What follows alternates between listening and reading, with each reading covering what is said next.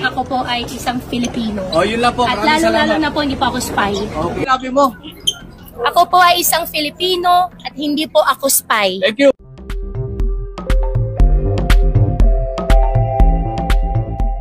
Mayor, napakinggan namin yung inyong interview kay Ms. Karen Davila. But I have to ask some of the questions again because it is important that you answer them, Mayor, under oath. Sa sarili nyo nga pong salita, private life ninyo ang mga tinatalakay dito, pero sana rin po naintindihan ninyong hindi maritesan ang pakay ng Senado.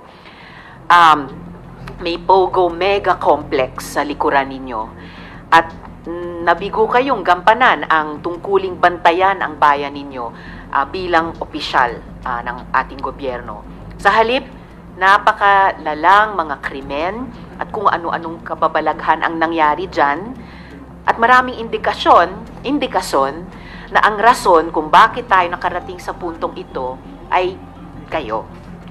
Trabaho po naming alamin ang ugat ng ganitong kasahol at organisadong kriminalidad. Trabaho po namin ilabas ang katotohanan dito. And as a fellow public servant, inaasahan kong sang-ayon kayo dito. Ayon po sa inyong interview, hindi ka lumaki sa nanay mo. Nung nakaraang hearing, sinabi nyo po, at verbatim ito, quote, ang nanay ko po si Amelia Leal, close quote. And we flashed this video earlier. Sa TV interview, nung tinanong ka ano ang pangalan ng nanay mo, ang sagot nyo po, quote, nakita ko po doon sa birth certificate ko po yung pangalan po ng aking ina, close quote. Tama po ito? Ano po? Madam Chairman, opo. Okay. At nakita mo lang ang birth certificate mo noong 2005 dahil ito ang taon ng iyong birth registration, correct? Madam Chairman, unang-una po, hingi po ako ng pasensya po sa inyo nang hindi po ako nakasagot po nung nakaraan po ng hearing. Sorry po, kay Sen Win din po. Medyo natakot po ako nung nakaraan kasi hindi po ako sanay na maraming pong tao, maraming pong cameras. Pasensya na po. Opo, nung 2005 po, when I was 19 years old po, hinanap ko po yung birth certificate po sa tatay ko po kasi kukuha po ako ng mga lisensya at passports po, hiningi ko po sa kanya. Alright. Sa makatuwid, yung sinasabi mo ay ang pangalan sa birth certificate ay ang iyong birth mother, correct? Yung birth mother na kasambahay na iniwan ka di umano matapos ka iluwal. Madam Chairman, opo. Yung biological mother ko po. Alright, yung biological mother nyo. Mayor Alice, I actually have a copy of your birth certificate at mayroong pangalan dito. Ang pangalan ay Amelia Leal. Ito po ba yung iyong totoong ina? Your Honor, yung ina ko po, hindi ko po siya nakasama po akong lumaki. Kaya kung ano po yung sinabi po sa akin ng tatay ko po, siya po yung biological ko pong mother. So, yung biological mother nyo ba, itong si Amelia Leal na nasa birth certificate nyo? Nakita ko po sa birth certificate ko po, Amelia Leal po, na sinabi po sa akin, kasangbahay po nila nung unang panahon po. Teka po, so si Amelia Leal ay yung kasambahay? Amelia Leal po, siya po yung biological mother ko po, at siya po yung kasambahay po nila tatay ko po. Okay, so yung biological mother nyo ay itong si Amelia Leal na nasa birth certificate nyo at siya yung kasambahay ni na tatay mo dati. Alright. At this point, friends, may I also put on record that the information here is information about an individual who is an officer of a government institution relating to her position, considering that citizenship is a requirement of public office and the position of mayor and is therefore a recognized exception to the Data Privacy Act.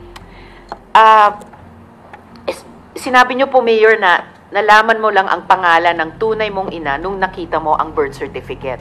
So sinasabi niyo, ang tunay niyong ina ay itong si Amelia Leal. Your Honor, opo. Biological mother ko po. Biological mother. At kasambahay noon ni tatay nyo? Opo, sabi po niya sa akin. Sabi po ni tatay nyo sa inyo. Mayor, sabi nyo po na kayo lang ang anak ng nanay at tatay nyo. Tama po ba? Your Honor, lumaki po ako sa farm. Lumaki po ako na ako po mag-isa. Yung tatay ko po, meron po siya ibang partner. Hindi ko na po alam, Your Honor. May ibang partner si tatay nyo, pero kayo lang ang anak ng tatay at nanay nyo. Your Honor, yan po ang understanding ko po. Yan ang understanding nyo.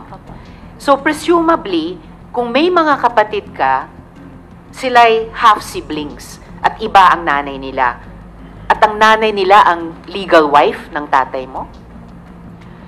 Ang tatay ko po, meron pong 3 kasama. At yung sa 3 kasama, may mga anak si tatay nyo. So, half-siblings nyo. Opo, Your Honor. So, yung isa sa 3, ang legal wife ni tatay nyo. Your Honor, ay tingin ko po, kasi hindi ko po sila kasama po lumaki. So, pero ang sinasabi nyo, hindi si Amelia Leal ang legal wife ni tatay nyo. Pero siya ay nanay nyo at siya ay kasambahay ni tatay nyo dati. Yes po, Your Honor. Okay, ito pong problema ko, Mayor. Opo. I also have copies of the birth certificates of Sheila Lealgo and Siemen Lealgo. Okay.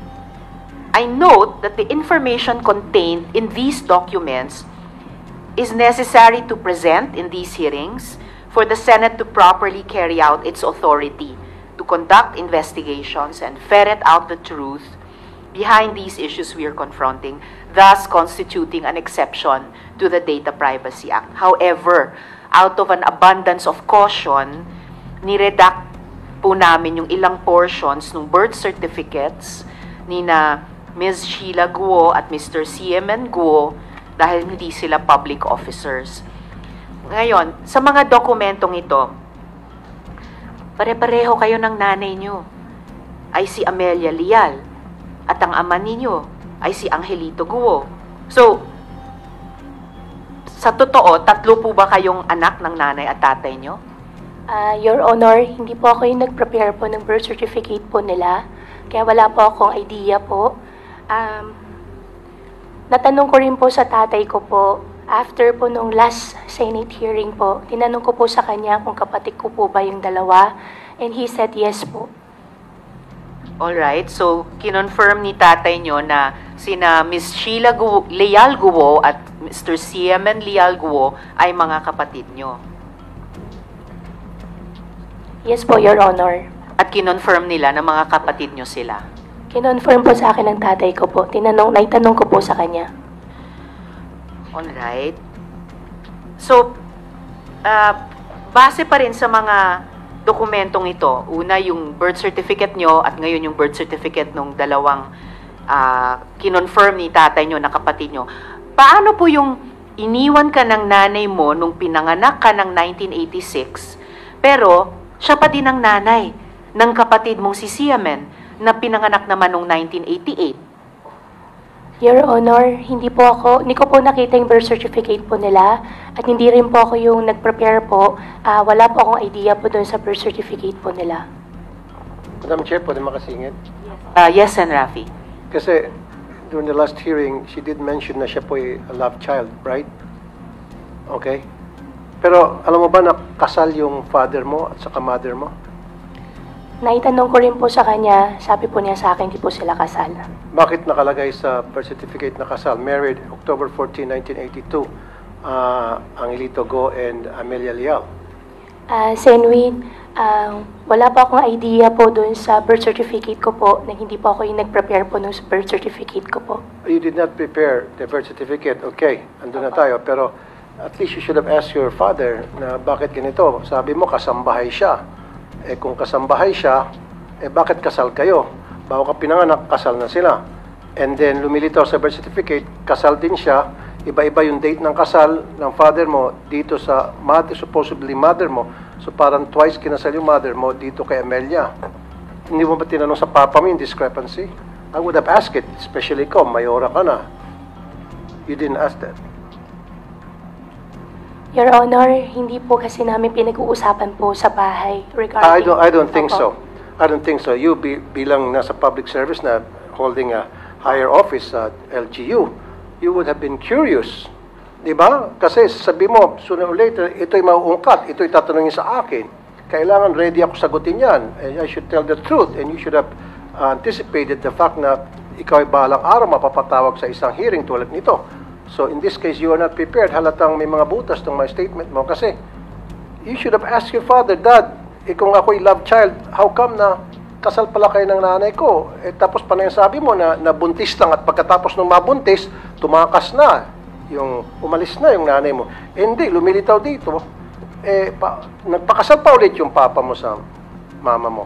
So, you should have asked that. Come on, Dad, give me a break. Tell the truth. I deserve the truth, right? Mayura ka eh. Oh, he didn't ask that? I don't believe you. Your Honor, yan po yung truth. Hindi po namin pinag-uusapan po sa bahay. Medyo sensitive po yung topic po, kaya hindi po talaga namin But pinag-uusapan you're not sa bahay. interested about the history of you and your family. Well, that is very important. Sabi ko nga, tumatakbo ka at nasa public office ka. Diba? So, in your case, hindi niyo pinag-usapan. Are you willing to undergo a lie detector test? Yes po, Your Honor. Para paiksin natin dito, ma'am, Madam Chair. Sa lahat ng mga sinasabi mo, especially dito sa na ikaw ay love child, na hindi pinag-usapan ng tatay mo, everything about you, everything about your past, you're willing. This is voluntary though, and hindi naman to acceptable sa korte. Para dito lang, para naman to help you at the same time. Kasi kung nagsabi ka ng totoo, then it will help you na para malaman ng taong bayan na nagsasabi ka ng totoo. On the other hand, kapag it's the other way around, then dito malalaman na ikaw sinungaling na pwede kang makontempt ng committee and pwede kang makulong. Is that fair enough? Okay, last na naman po, Madam Chair, and then I'll give it back to you. Yes, Madam Chair, Senator. siguro I would like this committee to invite the mayor, the previous mayor. Sino ba yung mayor na kaibigan mo na nag-endorso sa'yo? I want it to come from you. Ang former mayor po, si Mayor John Feliciano po. John Feliciano. So, Madam Chair, invite natin si John Feliciano kasi base doon sa mga sinasabi ni John Feliciano sa publiko when he endorsed her to be his successor.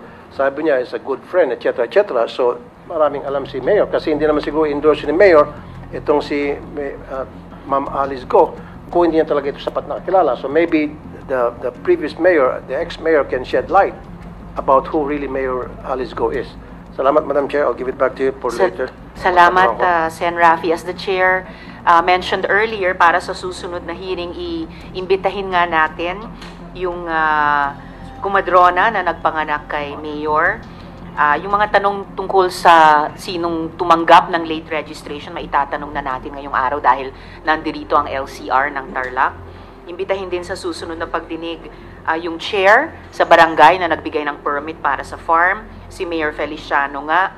Ang BIR, ang BIR nandito na rin. Ang mga naging suki ni Mayor Alice nung siya'y nagnenegosyo sa piggery nila, and then yung mga tauhan sa farm. So we will invite those additional One more, resource Madam persons, Chair. Sen. Rafi. One Yes, more. Sen. Rafi? Yes, I wouldn't believe you kung sasabihin mo naman sa amin dito na wala kang file ng mga empleyado mo sa farm at hindi mo kilala ni isa sa kanila on a first name basis lang. I wouldn't believe that. Kasi ako, ilan ang tao ko? I have 75 people working, di ba, sa akin, sa public service shows ko and all. I know each and every one of them, their names and all. Pero pag sabihin mo hindi mo kilala, then again, pagtatawanan ka na naman. Madam Chair, yung marriage certificate siguro ng father niya at saka ng mother niya, pwede rin siguro natin hingin sa civil register kung meron tayong kopya. Kasi sinabi rito na married yung father niya at mother niya, maliban na lang kung kinasal sila sa China. Sa palagay mo, natanong mo ba, ano bang tawag mo? Papa, tatay, ano bang tawag mo sa father? Anong tawag mo? Sen. Rafi, ang tawag ko po, Papa. Papa. Opo. Okay. natanong mo ba sa papa mo saan sila kinasal? O sa China ba o sa Pilipinas? Sen. Rafi, ayoko po kasi hindi po yung pinag-uusapan po sa bahay Okay. po namin. Sige. Gawa po na ayoko pong sisihin yung tatay Okay, ko. sige. I understand. And how I wish po na I have a perfect family. Kaso Okay. nga lang po, ganun po yung nangyari. Yes, ma'am. So, Madam Chair, siguro hingin natin sa PSA yung marriage certificate. Kasi dalawang beses kinasal yung supposedly mother niya at father niya. So, pull out natin. Baka makakuha tayo mga important information doon sa marriage certificate ng both parents niya. Salamat, Sen. Rafi. The committee actually already made that request at in a few minutes, meron po akong impormasyon tungkol Thank you, Madam sa tinatanong nating marriage certificate na yan. Pero at this point, Mayor Alice, so nakikita po na ito nga yung problema no?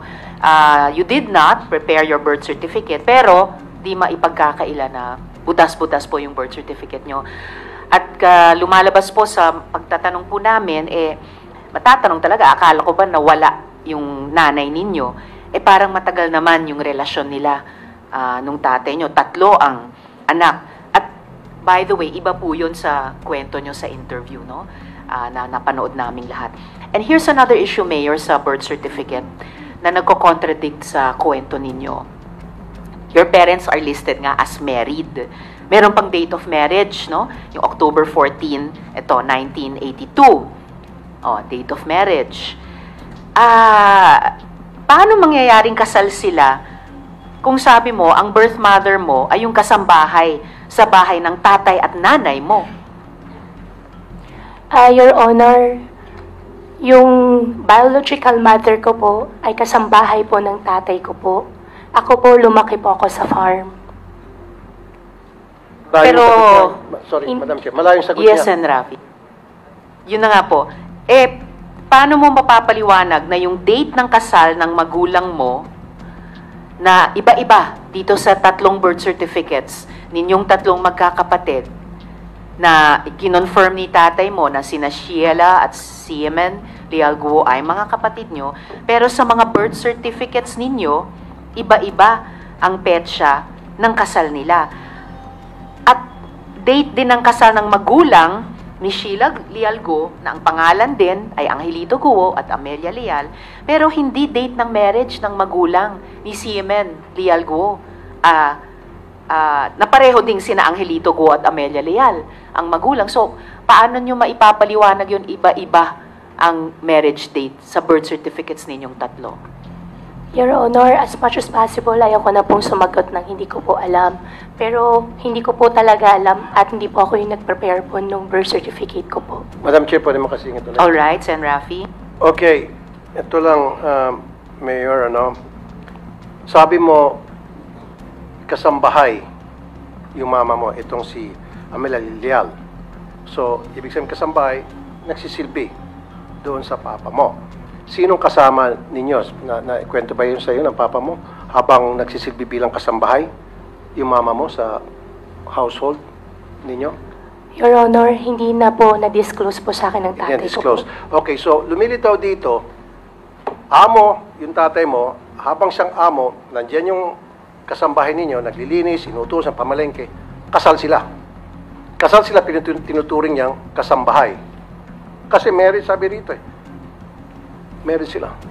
Your Honor, as much as possible pa na ayaw ko pong sumagot po ng hindi ko po alam, pero hindi ko po talaga alam. Pero again, Mayor, siyempre tatanungin mo sa papa mo, kasambahay si mama, papa, pero kasal kayo, paano nangyari?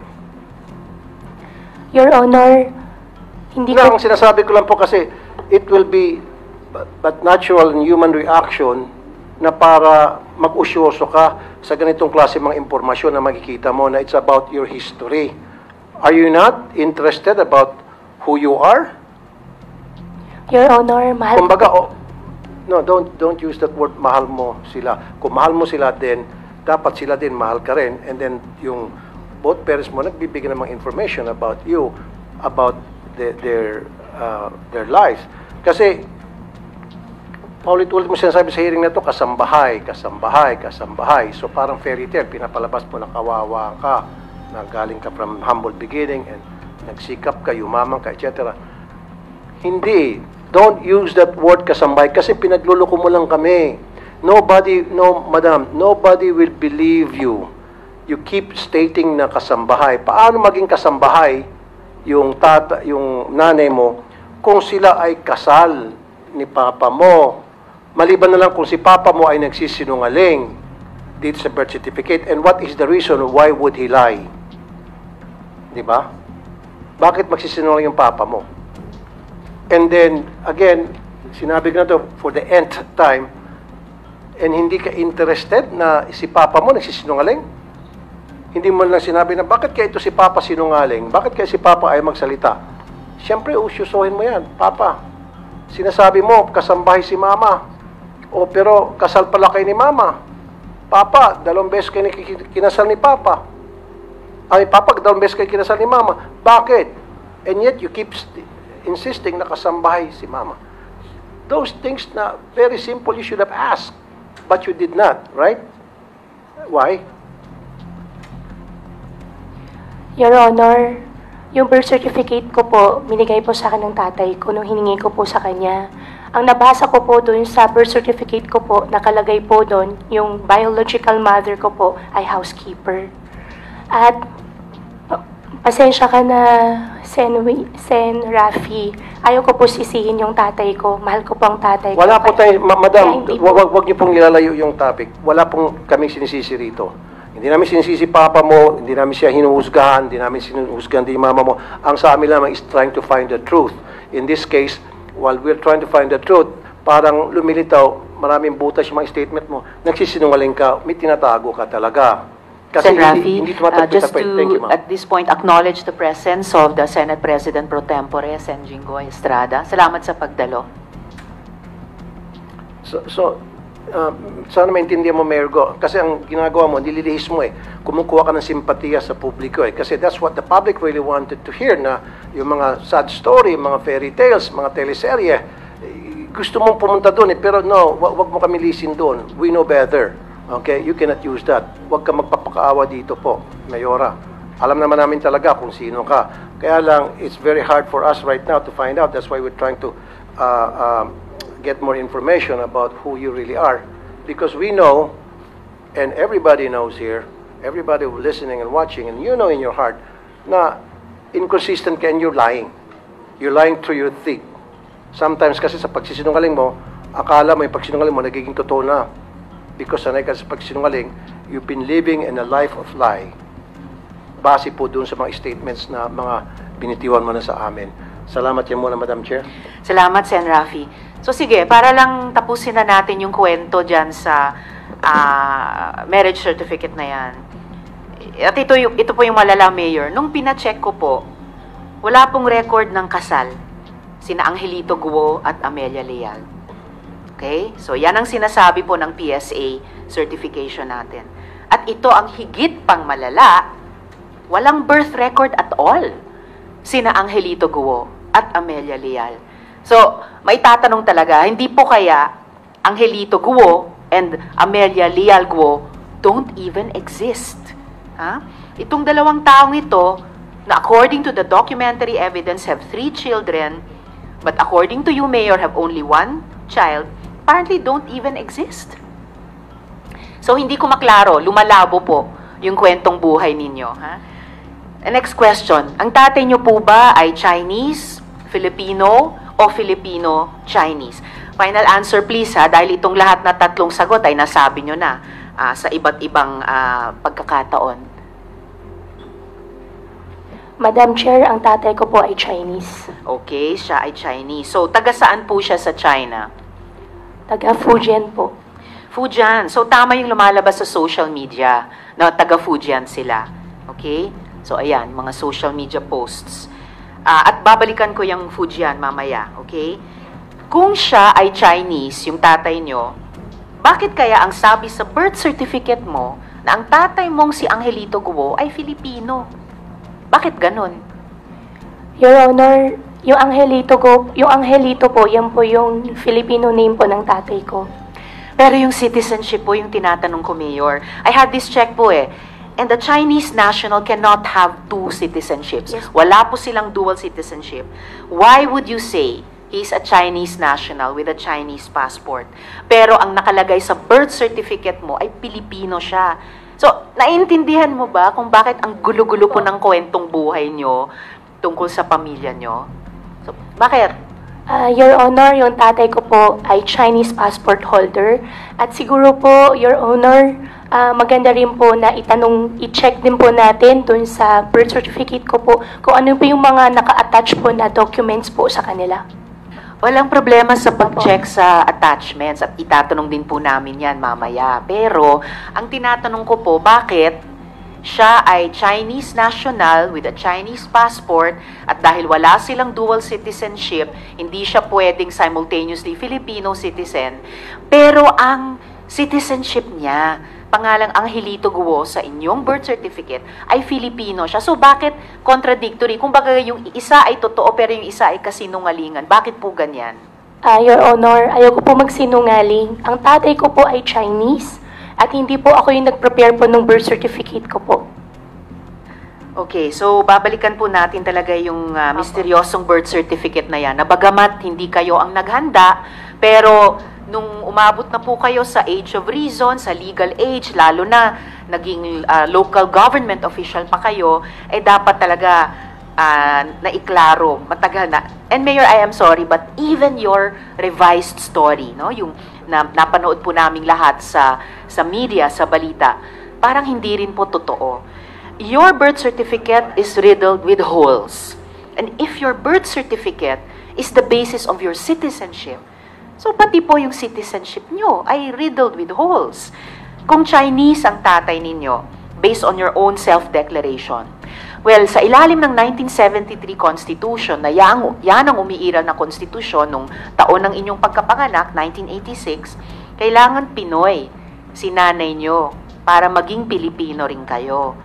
Pero itong Amelia Leal, whoever she is, kasambahay ba o nanay ninyong tatlo, is a person with no birth record. So, how can you derive citizenship from a woman whose very existence is questionable? Yun. Paano ba namin paniniwalaan, Mayor, kung saan galing yung inyong identity at citizenship? Kung ganito pong kagulo at non-existent pa nga yung ibang mga documentation sa inyo. Your Honor, lumaki po ako, nadala-dala ko po. Nung 2005 po, minigay po sa akin yung birth certificate ko po. Alam ko po ako ay po isang Filipino. Lumaki rin po ako na alam ko po ako ay isang Filipino po. Well, kung sinasabi niyong lumaki kayo, alam niyong Pilipino kayo, kailangan backed up yan ng documentation. Bilang government official, alam niyo yan. At kapag kumokontra sa isa't isa ang mga dokumento or non-existent yung mga importanteng dokumento, nagiging kaduda-duda yung sinasabi niyong mga identity at citizenship. At earlier, no, kung sinasabi niyo na hindi kayo sinungaling, kung hindi kayo ang sinungaling, ibig sabihin yung tatay niyo ang nagsinungaling. Nagsinungaling siya sa birth certificate niyo at itatanong po namin yan mamaya. Ngayon, Mayor, sabi niyo, hindi nyo po kilala yung mga kapatid nyo. Actually, to be exact, sabi nyo, di kayo sigurado kung sila ay mga kamag-anak nyo. Do you still maintain this, Mayor? Your Honor, pakiulit po. Sabi nyo kasi sa akin noon, nung pinakita ko yung mga dokumento na nandun yung mga pangalan ni na Sheila L. Guo at Siemen L. Guo at isa pang dokumento na Sheila Leal Guo at Siemen Leal Guo. At tinanong ko sa inyo kung mga kapatid nyo sila, ang sabi nyo sa akin, hindi nyo sigurado kung kamag-anak nyo sila. Yan pa rin ba ang sinasabi nyo sa amin? After po ng Senate hearing po, Your Honor, nag-confirm po ako sa tatay ko, kapatid ko daw po sila. Kapatid nyo sila. Talagang kapatid nyo sila. At hindi lang po dahil sa birth certificate. Mamaya ipapakita po natin yan. So, ito na po. Ito pong lahat ng mga kumpanya ay magkakasama kayo ni na Sheila Guo at Siemen Guo. Ayan. Hindi po kaunti. Lahat. Kayong tatlo ay magkakasama. Tapos, Ito naman po, ang mga travel records ninyong dalawa, ni Sheila Leal Guo, showing you traveled at least 3 times together. Travel buddies kayo ni Sheila Guo. At wala namang masamang mag-travel kasama ng kapatid. I would enjoy that also. Pero why would you lie about something like this? Bakit po kailangan magsinungaling sa bagay na napakadali namang pong i-check? Your Honor, nakaraan po na Senate hearing. Kaya po, lahat na lang po naging sagot ko po is I don't know, hindi ko po alam. Dahil ayaw ko po madamay pa po ang ibang tao. Kaya lahat po na natanong niyo po sa akin, puro naging I don't know po ang sagot ko po. Dahil ayaw ko po madamay po sila at pribadong tao po yung mga ibang tao po na babanggit, ayaw ko po sila madamay po dito. Ayaw nyo silang madamay, pero napakadali naman naming i-check. Kasi of public record, itong mga public documents na ito, actually lalo silang nadadamay sa inyong pag-iwas, sumagot, or pagbigay ng sagot na hindi pala totoo, kundi mga kasinungalingan. Okay, Mayor, dako na po tayo sa Baofu. So, please help me understand this. No? Sabi nyo, kayo po ang bumili ng lupa kung saan nandoon ngayon ang Zunyuan na dating Hongsheng. So, pero alin po ang nauna? Ang pag-incorporate ng Baofu o ang pagbili nyo ng lupa? Kasi sabi nyo po sa interview nyo, 2018 nyo binili yung lupa. Pero bakit ang mga titulo ay lahat sa pangalan ng Baofu na nung 2019 lang incorporated? Ha? At ang deed of absolute sale sa lupa ay sa pagitan ng Baofu at ng mga private owners noon. So, ito po, isang example nga. Absolute deed of sale. Oh. Baofu, tapos yung dating private owner. So, ano ba ang alin ba ang nauna? Baofu ba o yung pagbili ng mga lupa? Your Honor, nauna po yung pagbili po ng lupa. Yung lupa po, nabili ko po sa mga private po na tao. Installment ko po binili sa kanila. Tapos nung pumasok po ang Baofu, pumasok po yung mga Chinese po na investors po. Yan po yung naging pinakapuhunan ko po sa kanila. Kaya diretso na po yung naging transfer po ng title. So, ngayon, sinasabi nyo na unang ma-incorporate ang Baofu, sumunod yung pagbili ni nalang lupa. Hindi po, Your Honor. Nauna po yung lupa po. Kasi nabili ko po yung lupa po na installment. Kailan nyo binili yung lupa? 2018. 2018. Opo. So, bakit Baofu ang pangalan dito, hindi pangalan nyo at yung dating private owner? Direct na po yung naging transfer po, Your Honor. Hindi po siya deed of sale, deed of, ano tawag doon? Contract to sale po. Ang naging kontrata po namin doon sa private owner po. Okay, and in fact, may kopya nga kami ng,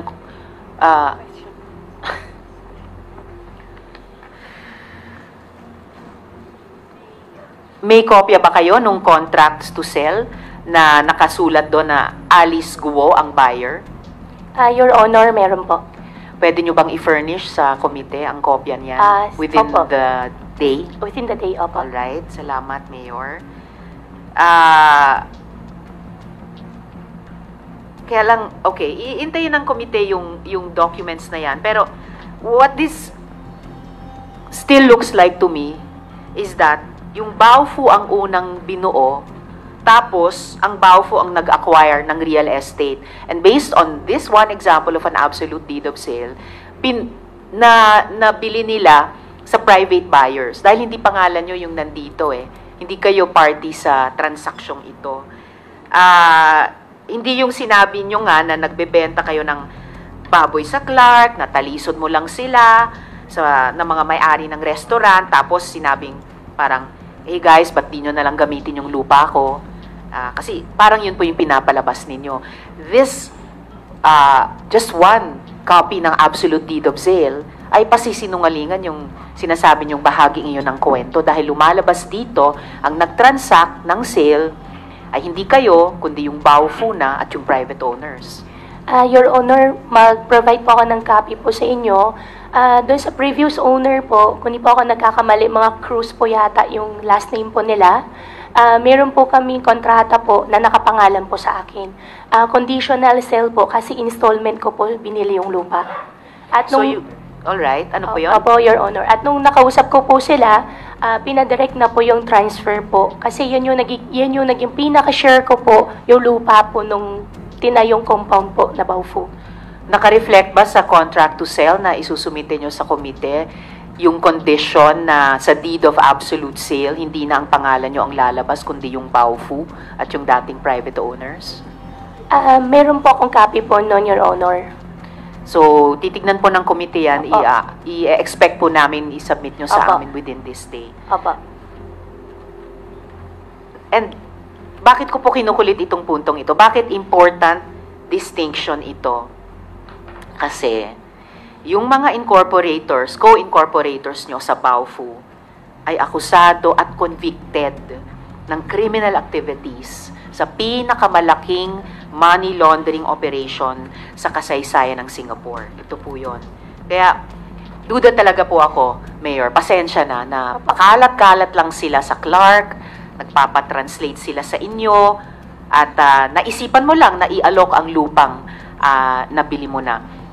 What it really looks like to me ay Baofu was deliberately formed by you and individuals involved in money laundering and other criminal activities, and it was part of a synchronized and coordinated plan all along. Buying land, opening up a POGO enterprise, maximizing our flawed regulatory system to abet scams, human trafficking, money laundering. And in just a few moments, I will show more evidence of this. Pero at this point, Mayor, alam niyo po ba na yung mga co-incorporators nyo sa Baofu ay mga money launderers? Your Honor, nalaman ko po kahapon dun sa Facebook post niyo po. After ko po malaman, sinerge ko po sila. Ang kausap ko po dyan sa Baofu po ay yung si Zhang Ziyang. Yung dalawa po, hindi ko po sila nakausap. At after po ako mag-divest po ng 2021 po, wala na po akong alam sa kanila.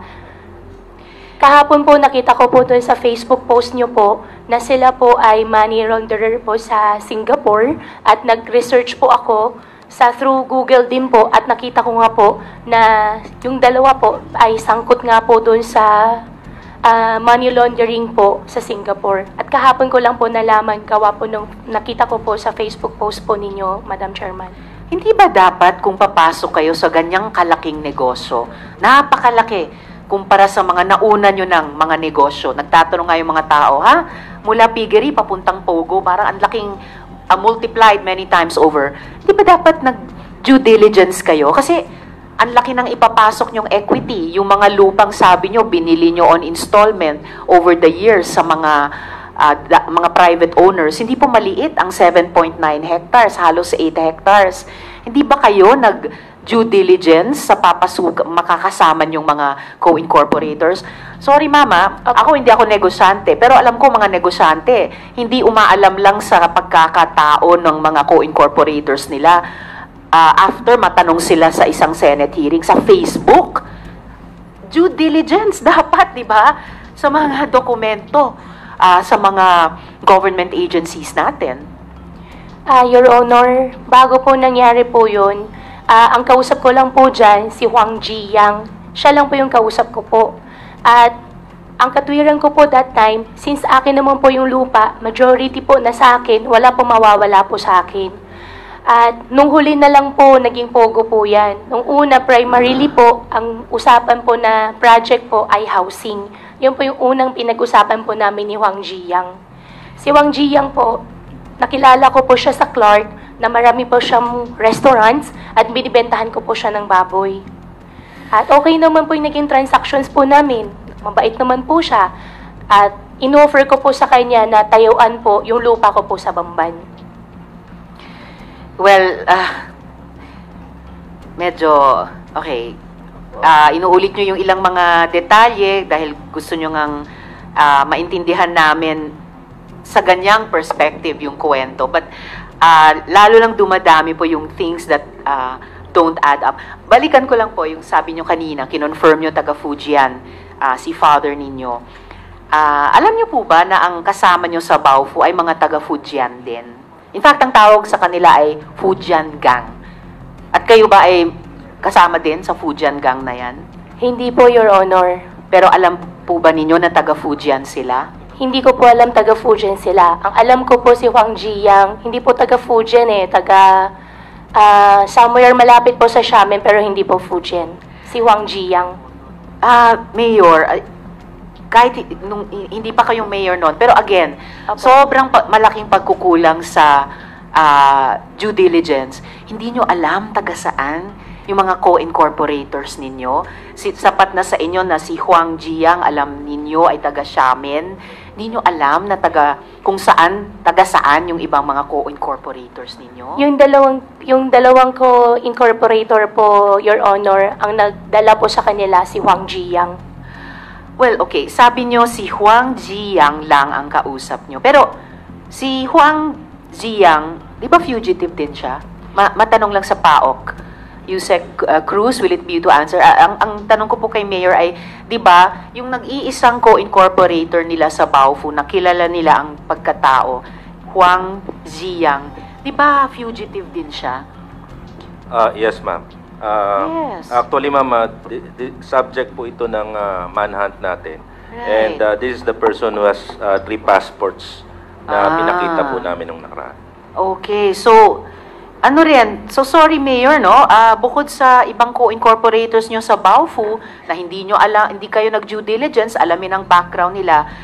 Kumbaga, hindi most innocent si Huang Ziyang kasi sila ay subject pala ng manhunt at may passport holder ng 3 bansa. Sino namang honest broker ay may hindi lamang 1 o 2 passport pero 3 pa?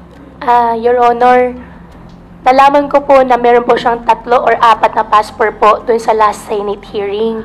Nakikita ko naman po siya, labas-pasok naman po siya ng Pilipinas. In fact po, pag pumupunta po ng ibang bansa, may pasalubong pa nga siya sa akin minsan.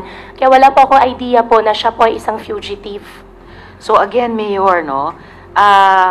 Lumalabas, wala kayong alam sa kahit sino sa co-incorporators nyo sa Baofu. Ewan ko lang sinong negosyante ay papasok sa napakalaking kaperahan negosyo na walang alam sa background ng ipagkakatiwala ng mga lupa, pangalan kahit bilang private person noon at umabot nga sa ngayon na mayor na kayo.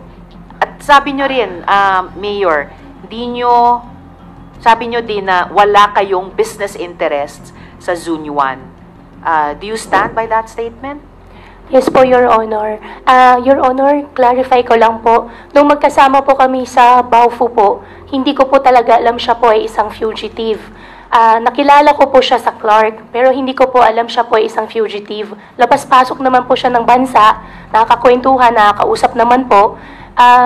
In fact po, yung naging record po niya pagbili po sa akin ng baboy, maayos naman din po. Kaya nagulat na lang din po ako dun sa last Senate hearing po na siya po ay isang fugitive po.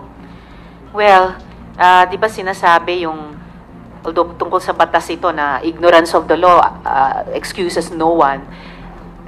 Kaya ako balik sa due diligence kasi kung tayo na nagtatrabaho sa gobyerno, dapat nag-exercise ng due diligence, kayo rin naman dati sa private sector, dapat may due diligence. Lalo na ganyang kalaking pera ang pinag-uusapan at yung equity nyo pa na mga lupa na nagko-constitute ng halos 8 hectares. At matanong ko po, Mayor, sino naman po si Nancy Gamo? Nancy Gamo po. Ano po yung ano po niya? Tinatanong ko po sa inyo, sino po si Nancy Gamo? Hindi ko po siya kilala, Your Honor. Well, one Nancy Gamo has been identified as representative of Zunyuan. Ang problema niyan, Mayor, itong si Nancy Gamo has been involved literally in your businesses. No? Isa-isahin ko po ha. 3 Lin Q Farm Incorporated. Yung nag-apply, alam ko na. Naalala ko na. QJJ Slaughterhouse. QC Genetics. Pati itong Siopaw Bulilit. QJJ Smelting Plant, by the way, 2012 pa.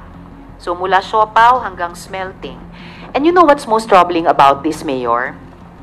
It's not only that, I'm sorry, you lied. Hindi lang nagsinungaling kayo, pero kayo yung approving authority para sa Zunyuan dahil mayor na kayo noon. Na itong lahat, tulad ng Zunyuan, Representative si Nancy Gamo at siya naman ay involved sa bawat isa sa mga businesses nyo dito. So itong dapat maimbestigahan for conflict of interest, no? At posible paglabag sa Graft and Corrupt Practices Act. At ikabit naman natin itong mga ito sa Hongsheng. Kasi mukha namang magkakabit-kabit lahat eh. So to repeat your testimony, hindi po kayo involved sa Hongsheng, sabi nyo noon. Kahit na kayo ang nag-apply ng LONO or Letter of No Objection. At nakalagay mismo sa sangguniang resolution na kayo ang aplikante. Tama po ba?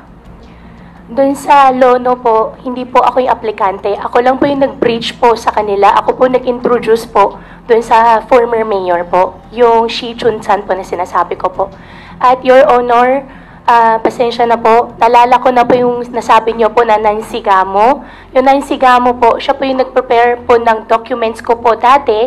Pero hindi ko na po alam na paano po sila nag-connect po ni Zunwan. Okay, pero mabuti naman at may naalala na kayo itong si Nancy Gamo dahil ipinakita namin lahat ng mga dokumento ng marami-rami yung mga negosyo na nandyan talaga si Nancy Gamo. At siya po ay nag-representative ng Zunyuan.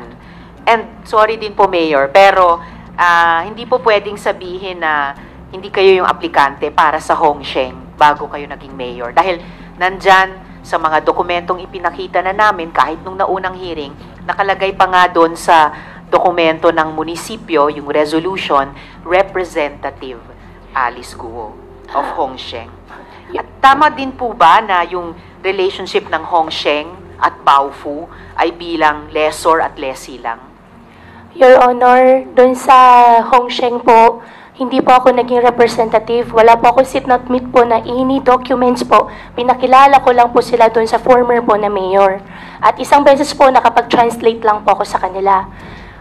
Regarding naman po doon sa Hongsheng and Baofu, yes po, ang naging relationship po nila is lessee and lessor.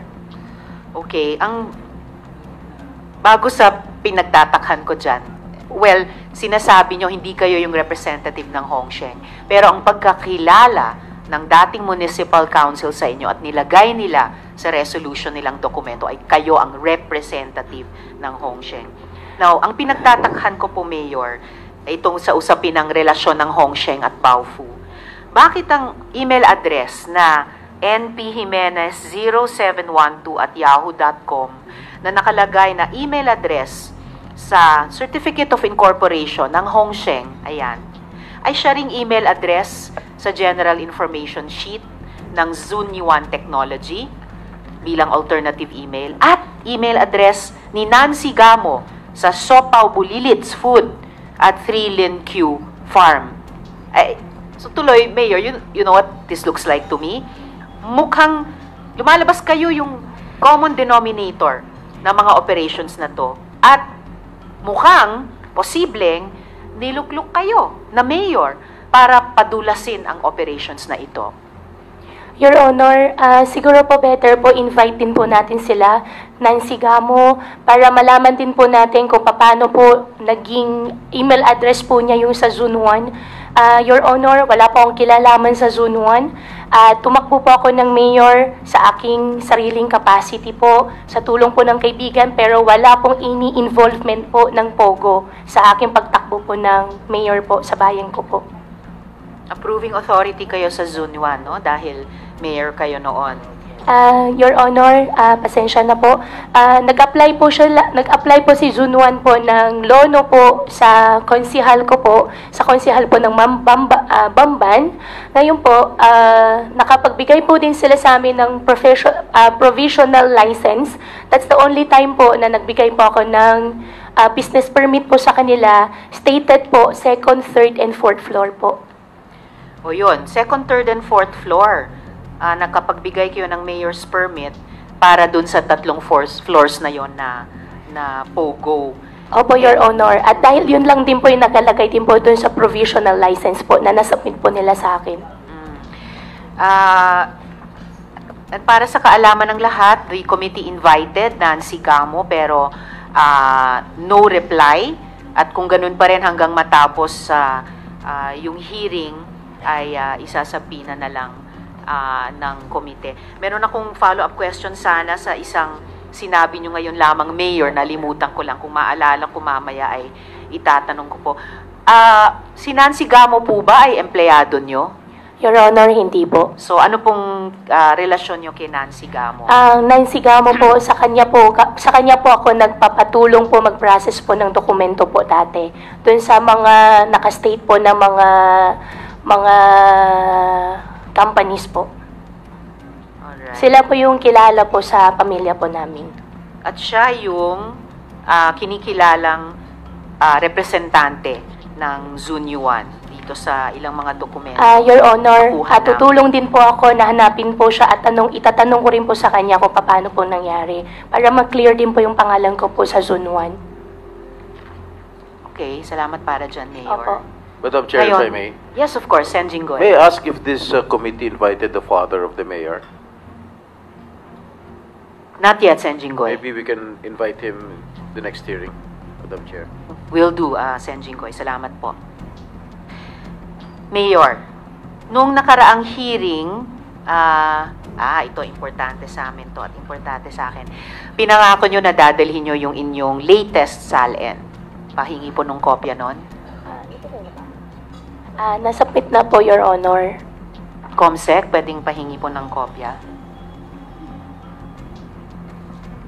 Salamat, Comsec. Salamat, Sen. Jinggoy. Okay, meron din po akong kopya nung inyong December 2022 SALN.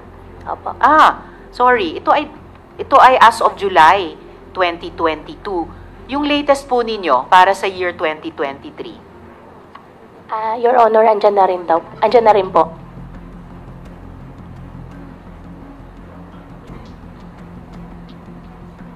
Madam Chair, pwede makasingit?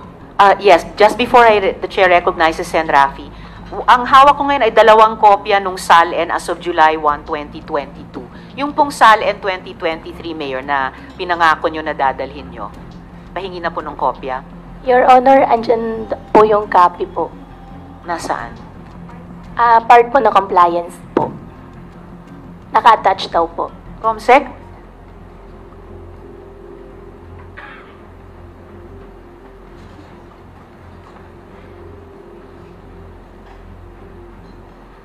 So far, ang nakikita ko po ay... Okay. Alright. So, meron na tayong SALN as of December 31, 2023. Okay. Salamat, Mayor. And I also have a copy of your December... Sorry, not your December 2022, but your July 2022 SALN. And...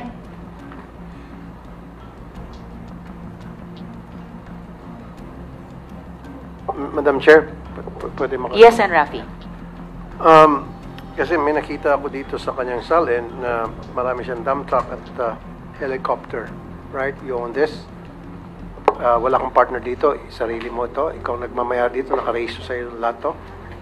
Your Honor, yung dump truck po, nabenta ko po siya last year. Yung helicopter po, gagawin ko po sana siyang negosyo. Kasi nagkaroon po... I'm just Opo. asking you. Sa akin po. Sa'yo Opo. to. Binili mo ito, sarili mo, wala kang partner sa pagbili mo Opo. ito. Yung Okay. Yeah. Kasi, dito kasi sa yung income tax as mayor, hindi kaya mong bumili nitong mga dump truck at helicopter kasi 500,000 lang ang declared mo na income dito. Tama?